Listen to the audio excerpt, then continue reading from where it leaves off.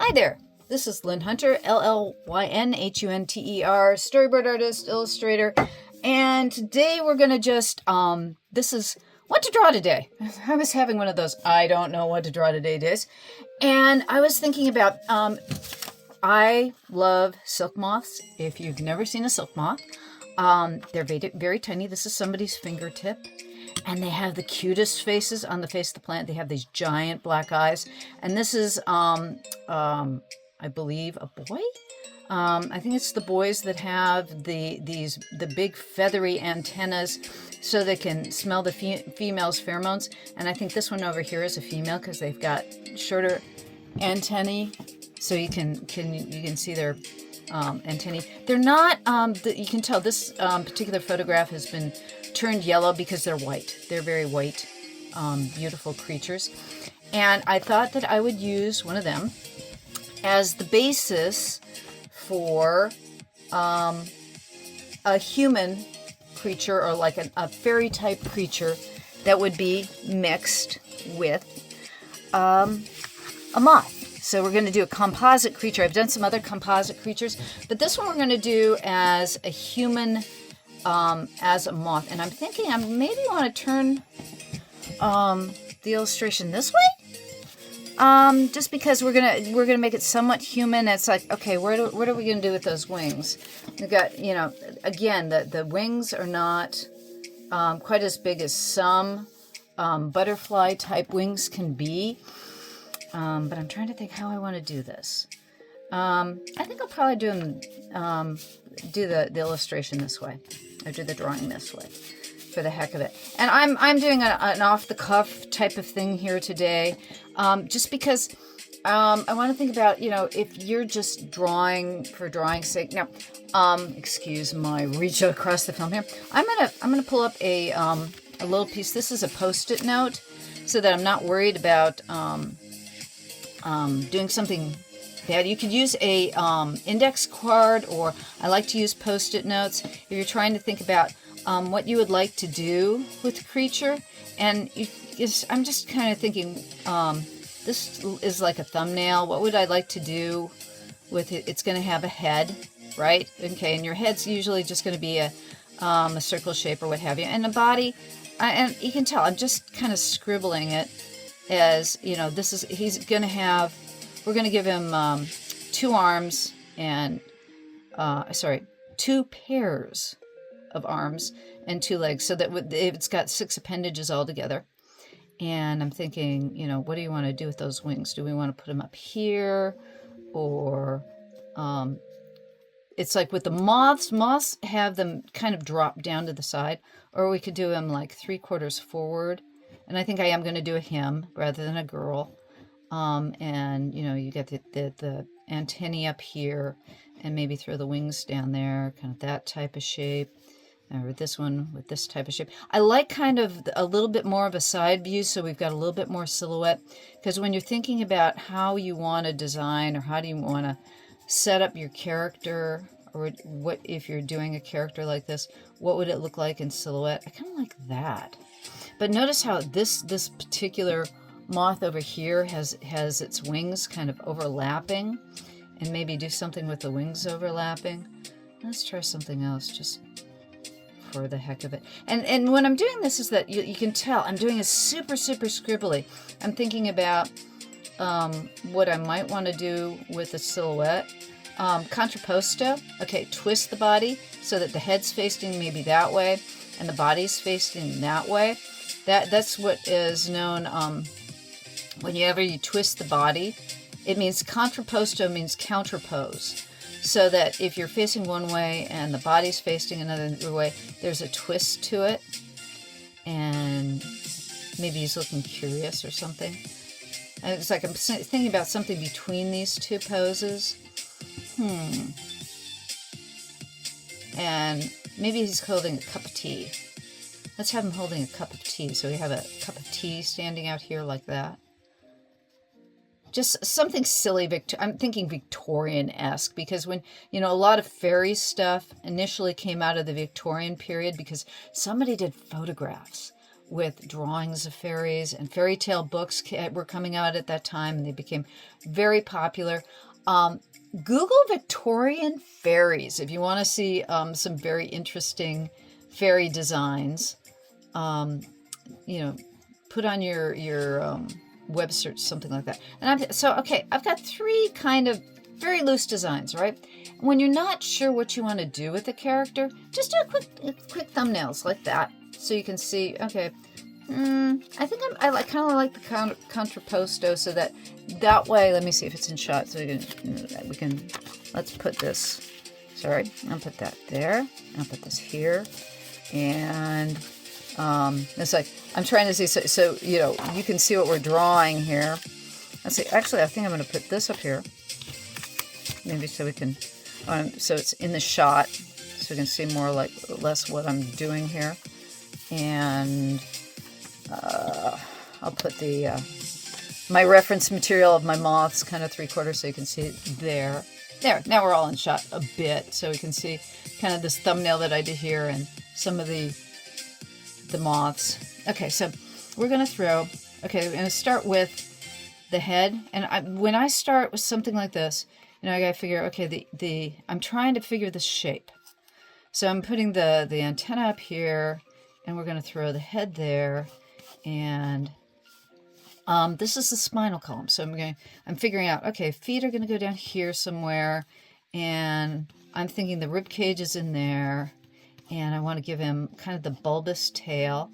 And maybe we should make him a little bit chubby, because, you know, see how fat that silk moth is, and give him actually smaller legs. Bring his head down here, I think, and so we have some room for his antennae. And then, because what I'm doing is I'm trying to get kind of that pose with a little bit more, you know, I've only got this much space. I'll probably want to put a frame around it. So it's like I'm going to just really quickly etch in, you know, I figure I'm going to have 1/4 of an inch space around there in case I want to put it in a frame. So I'm making him a little bit too big. So I'm going to take my kneaded eraser. This is a kneaded eraser. I like to talk about them all the time. It's one of my favorite. This is my undo button. You know, you don't have undo button on a piece of paper, so my undo button is my kneaded eraser. And what I'm doing is I'm ghosting back the drawing so that I can barely see. You know, I've put some initial information down here that I still, where am I going to put that in comparison to here? I want to put the head, that's too far over. And it's like, this is my thinking stage. This is my trial and error, and we want him to have a teacup over here, and what is he doing with his hands here? Maybe he actually let's have him have a pocket watch. I'm gonna have him look at a pocket watch. He's waiting for somebody, and they're supposed to be there for tea. So let's put another hand on his hip here. And he's going to have his, one hand out here to hold his teacup, and another hand holding the saucer. Okay, so we've got 2 hands here, and actually that one's looking at his pocket watch over there. So we're going to put this hand here on his hip over here. So he's going to use. Here's his cup and saucer, and then we're going to have one of his looking at a pocket watch here. And he's going to be kind of leaning over there. And probably... So it's like you can tell, I'm putting his breast... I initially put his feet here. There. So he's going to look at his pocket watch. He's got his rather big, fluffy tail here. And then... so I kind of like the droopy antennae, and want to give him big eyes. What kind of head are we going to give him? let's see here. We want to give him, if you want to give him cute features, you want to maybe give him a small head and the big eyes. That's like, and I kind of like chubby cheeks or something like that. And he's very fluffy. And then give him a waistcoat.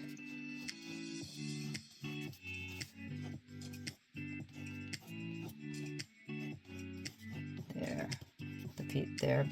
And then I like the wings down. I kind of like what we did with the wings down here. And they have kind of this, I gotta play with just drawing those wings. I love those wings for the silk moth. They've got these really beautiful S-curve type of wings. I think I should maybe I'll do another video where we're just gonna take the different parts of the silk moth and just draw them in different ways with different designs so that we can get a feel for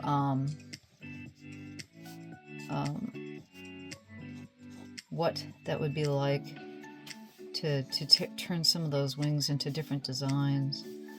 Okay, so we've got, you can tell I'm getting the form here. I'm doing his wings more or less like they're a cape. I'm thinking of those wings like a cape around him. And let's see here, what do we want to do with those antennae? I had him looking this way, but I had the antenna going this way. Let's make the antenna go this way and this way, so it's more, actually the droopy looks cool.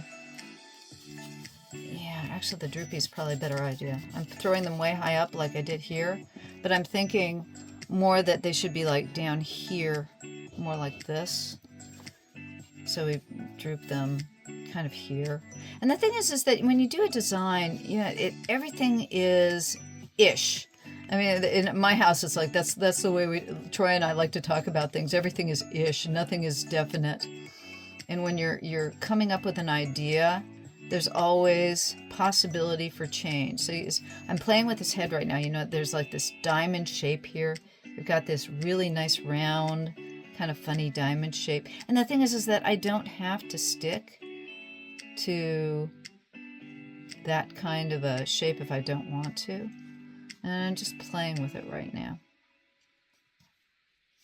Let's see here. And how to do, it's like I don't have any pocket watches with me. I'm using my own. Okay, and he would have a chain. And he needs to have, if we're going to have a vest, we're going to have he's got to have a pocket to put his pocket watch in. So, got to give him some kind of vest. And actually, let's give him kind of a curly Q type of, maybe more of an organic style of a vest. And give him some, I love, it's sometimes seen in Asian costumes where you give a shelf over the shoulder. So, kind of have a beginning of a setup here. So I've got an initial idea of what we're doing. We've got our wings here, our body here. He's holding his teacup, looking at a pocket watch, and we need the other arm over here. So he's looking like, where is that person that I'm waiting for?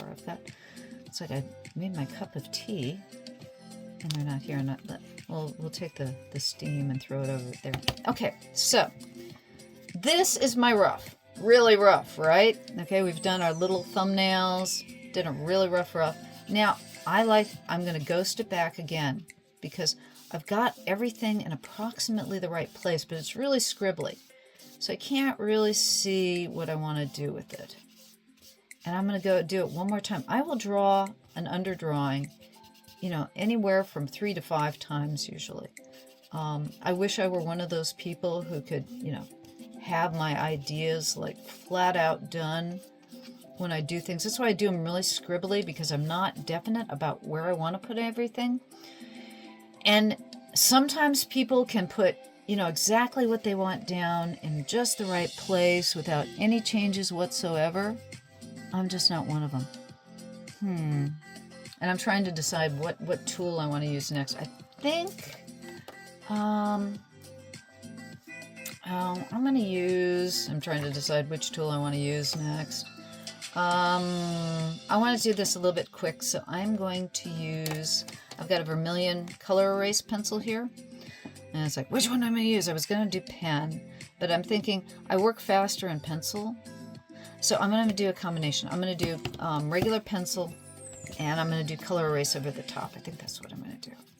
It's like, Lynn, you should have had all this figured out before you even started the video. Yeah, well, sometimes I do that and sometimes I don't. It's kind of the way I work, too.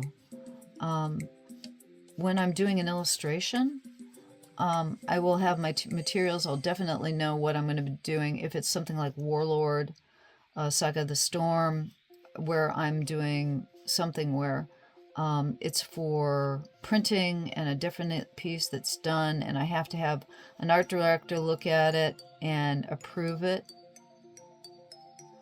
I will have a different kind of attitude towards what I'm doing, rather than if I'm doing something like this, where I'm just showing you, this is my thought process. I wanted to show you, okay, when I'm doing something for myself, and I'm not having to please anybody else, and I'm just showing you, this is how I think. That's what I'll do. Okay. And I like the idea of the fluffy around his neck, because he is a silk moth. But that doesn't allow for the little, there we go, those arm holes for him. And I've got his, let's see here, I'm going to do that. His upper arms here.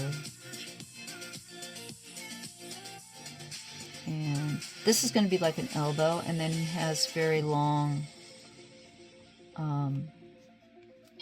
with insects, they'll have the segmented legs, and he's got fluffy segmented legs, so let's give him fur on the fluffy segmented legs. And then I need my saucer and my teacup. And what should we do with the teacup? Maybe make it a little flower. Even it's like he would probably have mulberry leaves or what have you for his, because silk moths use, they eat mulberry leaves to make their silk with. Okay, and we've got a little, we're going to give him 2 fingers and a thumb, so that if you're making an an imaginary creature, and this one, he's humanoid, but he's, I was thinking about giving him a human face, but as I looked at the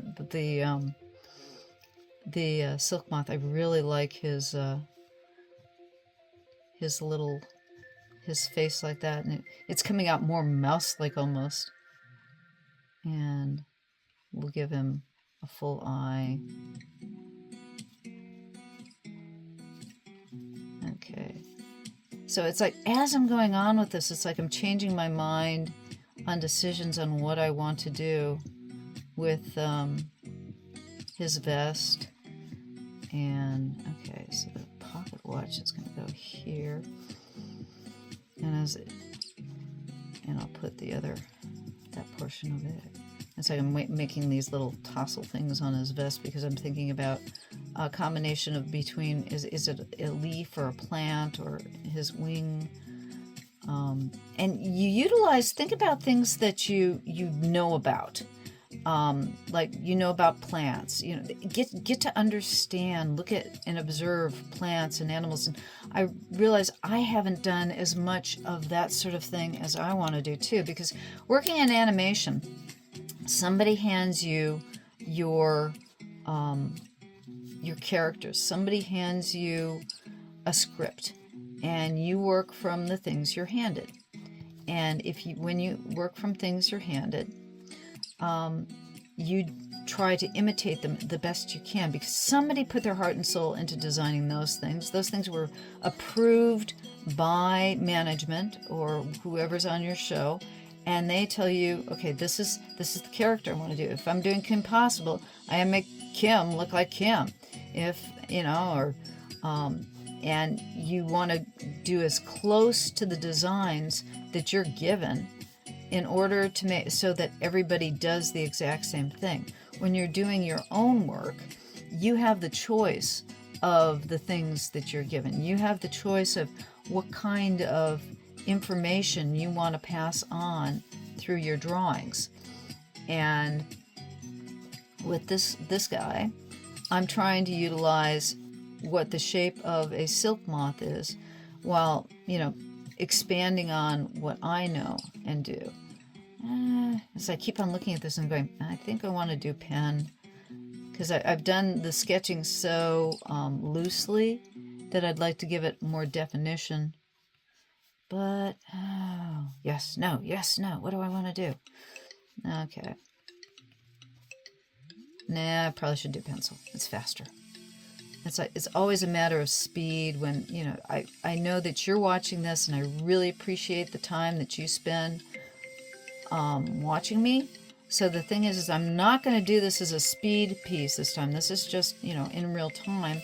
And how am I going to show you what I do in real time rather than, you know, putting it on a speed paint? So, okay, sorry.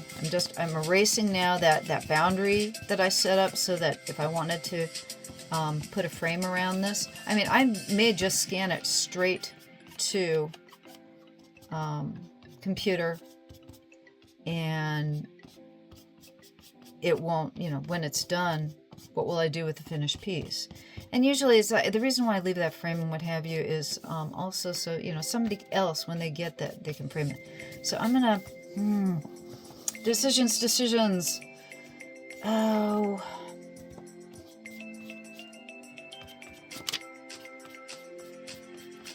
okay, so this is the total underdrawing. So we've drawn it 3 times now. Okay, I did that really, really rough placement sketch. I did a tighter sketch. I've done a tighter still sketch. Now this is showing me all my detail. And now I'm trying to decide pen, pencil, pen, pencil. Because it's so small, I'm thinking pen. Let's go. I'm going to take my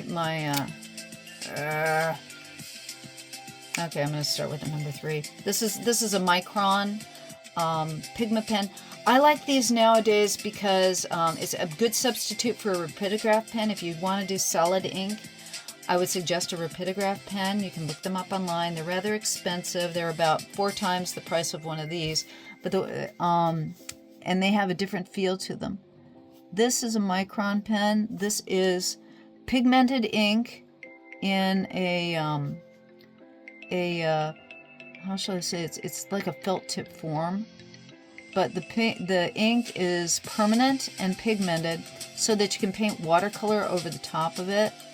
And if you were to leave this alone for 100 years, it'll still be fine because it's pigment suspended in a kind of like a glue.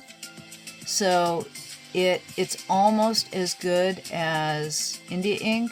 Not quite, but I've used it for a lot of things nowadays. When I used to use India ink in a rapidograph pen. And this is a nice alternative when you don't want to have to constantly be shaking your pen or dipping it. And I've been using these pens for over 20 years. Sakura has been making micron pens. And it's permanent ink and it does the job very nicely. I still like to use dip pens. I like using rapidograph pens. It's all a matter of, especially with dip pens, my problem with dip pens is you do have to keep dipping them in the bottle, and you have to keep cleaning them because the ink does dry out on them, but they have a springiness to them that you will not get with any other pen. This is still accurate, but and they're convenient.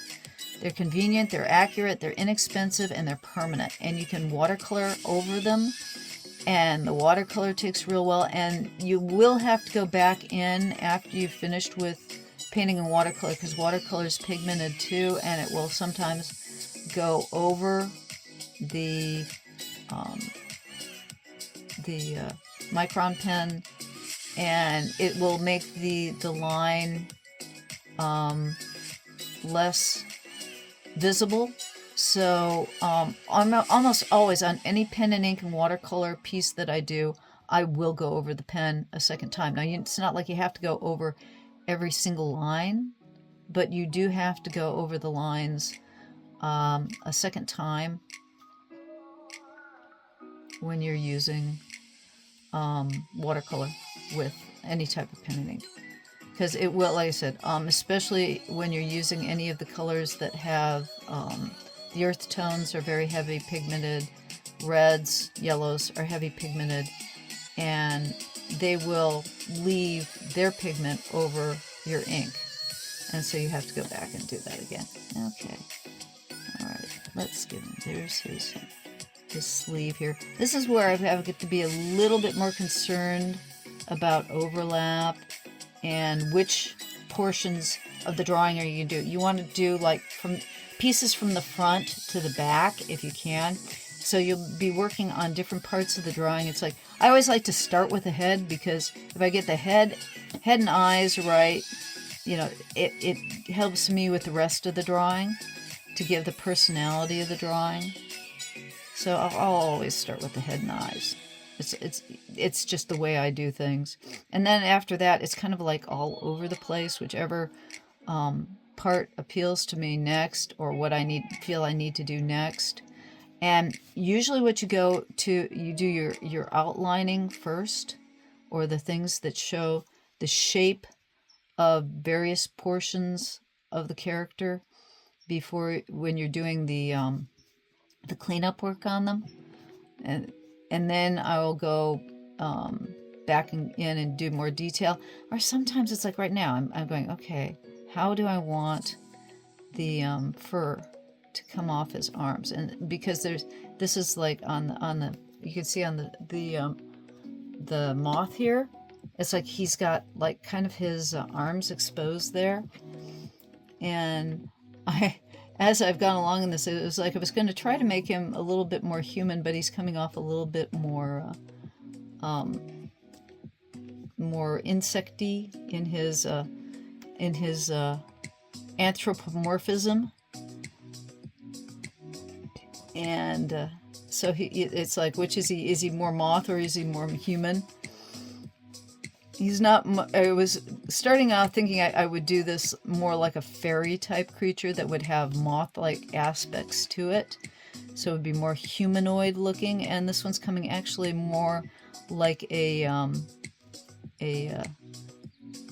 cartoon moth rather than a humanized moth version. So he's like holding his teacup there. And I'm just going to do a rough right now of kind of where I want the tea steam to go. And it's like I said, it's like, why am I doing the steam now instead of, you know, we're trying to get this guy done, but it's like, yeah, I want to see a little steam up here. Yeah.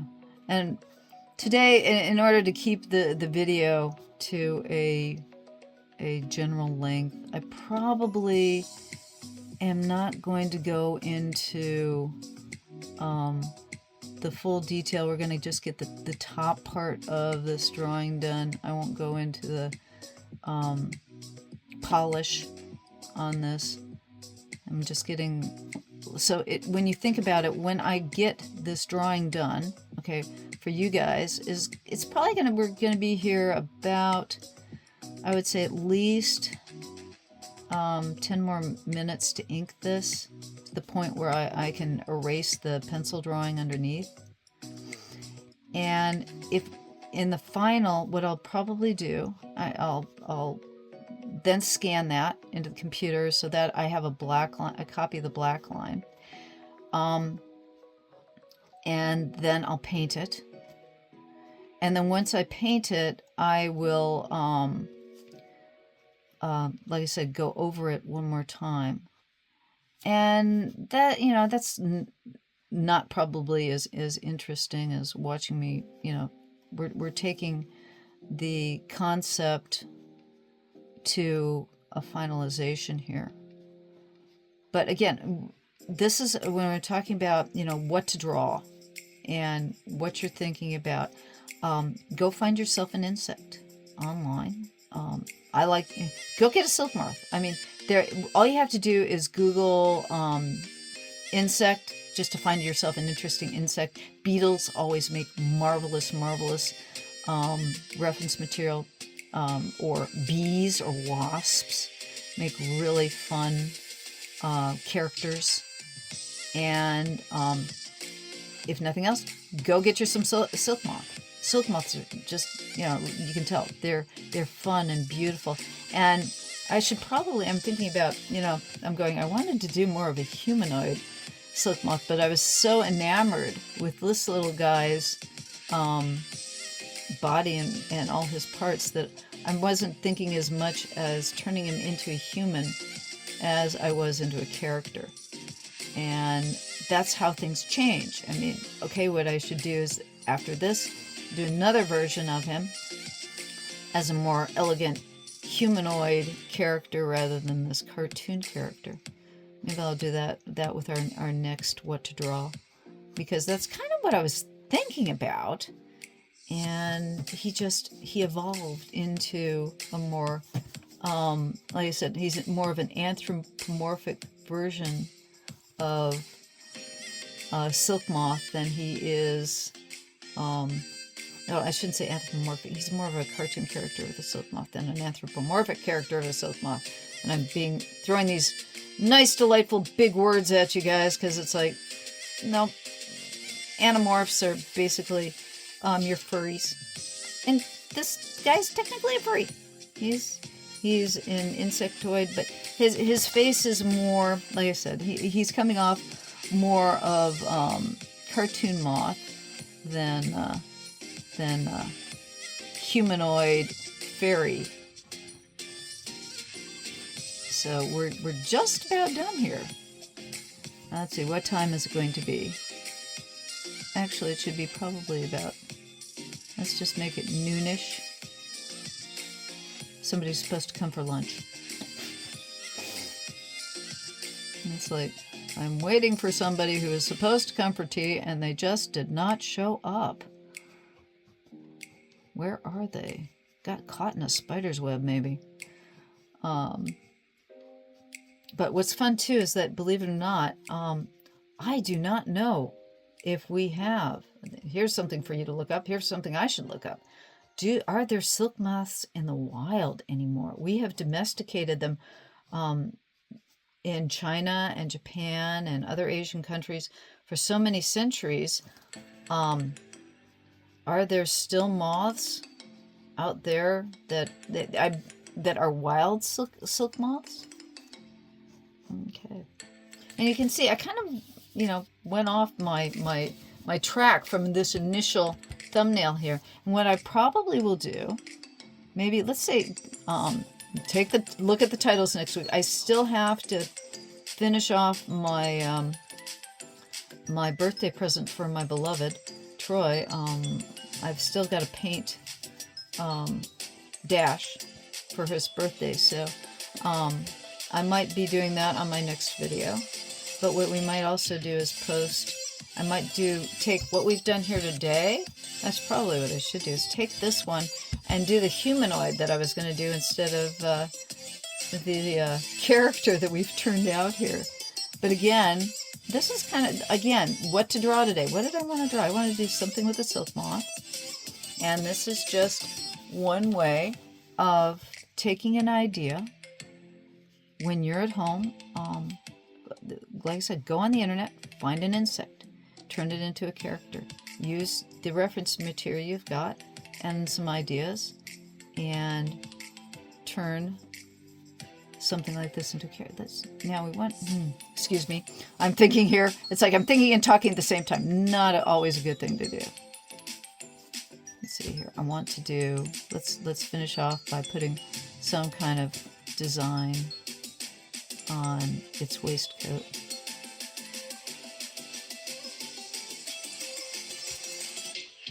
There we go. Okay, and what I'm going to do too is I'm going to go in and I'm going to heavy this all up, and then we'll paint it. And what I'll do probably, depending on, like I said, I'm not sure what we want to do with this next, but I might do a speed paint on it and put it on the video, and then maybe go on to the next version. Maybe we'll redo this guy as a humanoid this time instead of this cartoon version of the Silk Moth, just as a let's try something different. So I'm going to take my kneaded eraser now that we've done the pen line here. Right, and I'm taking my kneaded eraser again, and I'm going to erase all the underdrawing. And so you get a nice cleaned up line drawing underneath. And actually, that's basically done, but let's do just a little bit more so I can show you what I would do, because I'm going to go in and add some more detail to it before I get to the painting part of it. And what I'm going to do is I'm going to take a little bit of a heavier pen. I was working with a 3. This is a 05. Let's see if this is thick enough. And what I'd want to do is go around the outside.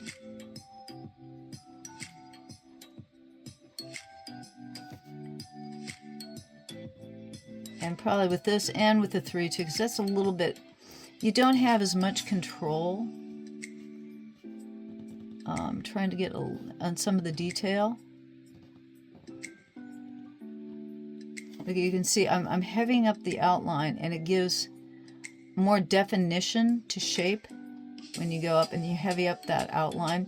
And again, too, this is a felt tip, so you can see if you went in with a magnifying glass, you'd see there's a little bit of a fuzzy line that you get, even though this is a permanent pen.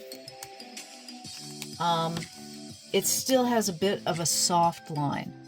If you use India ink, you will get, with say a steel nib pen, you get a crisper line.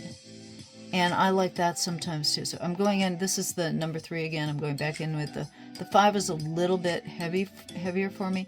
I'm just going through and I'm giving everything a little bit heavier outline. And I'll do that to this entire piece. Again, it'll take me probably about 10-15 more minutes to do that.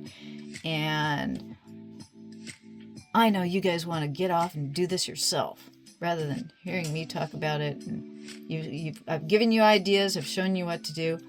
Thank you for stopping by. I'll bring this guy back and we'll try him in the humanoid form. So come back the next time. I think that's what we'll post for next week's vid. And thank you for stopping by. Llyn Hunter, LLYNHUNTER.